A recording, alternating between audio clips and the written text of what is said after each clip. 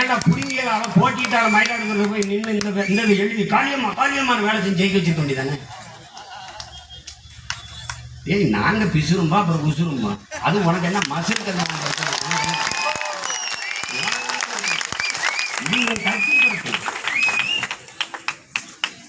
எத்ததாயிரம் சும்மா வாய முடிக்கிட்டு பேசாம இருக்க மாட்டியா அப்படிங்கிறான்.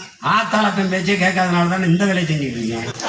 இல்லைன்னா வீட்டில் இருந்து ஓய்வு பெற்று இல்லை வாத்தியாரா போயிருக்கு சொந்தக்காரங்க மாதிரி என்னத்தையாவது பேசணும். ஐயோ சீமான ஒழிச்சு போடுவோம். டேய் நீனும் தான் பேச்சு பார்த்தேன், 15 வருஷமா ஒரு பொம்பளை விட்டு பேச்சு பார்த்தேன். அதுக்கப்புறம் தான் ஃபேன் ஃபாலோவிங் அதிகமாயிடுச்சு. கேர்ள்ஸ் ரொம்ப ஃபாலோ பண்ணுறாங்க. பழைய சீமாண்டி ஒரு சிடுமுஞ்சி நிறுத்த கொண்டே ரொமான்ஸ் இருக்கு.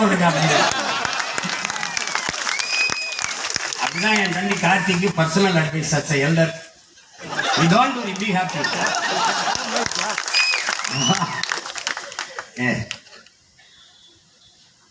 நம்ம முதுகு நோண்டி அழுக்க மோந்து பார்க்கறது. அவன் மோந்து பார்த்துட்டு நீனு ஒரு மோந்து வரு, நீனு ஒரு எதை பேசுறது, எது சமூகத்துக்கு பிரச்சனை, எது அவங்களுக்கு இதை வெக்கம் இல்லாம மானம் இல்லாம போயிட்டு.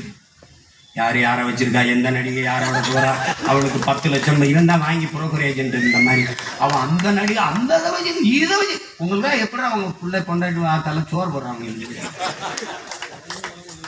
மானம் கட்டணும். சி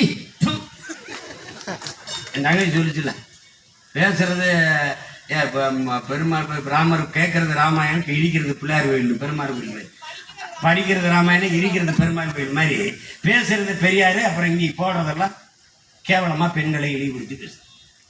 அவனுக்கு ஒன்றும் கிடையாதுடா. 23 மீனவனை கைது செஞ்சு போனாங்க. பேசுனானா ஒருத்தனை பேச்சு. தமிழ்நாட்டின் தொல்லியல் ஆய்வுக்கு எதற்காக சமஸ்கிருதம்? ஏண்டா சீமானத்தவரை ஒருத்தன்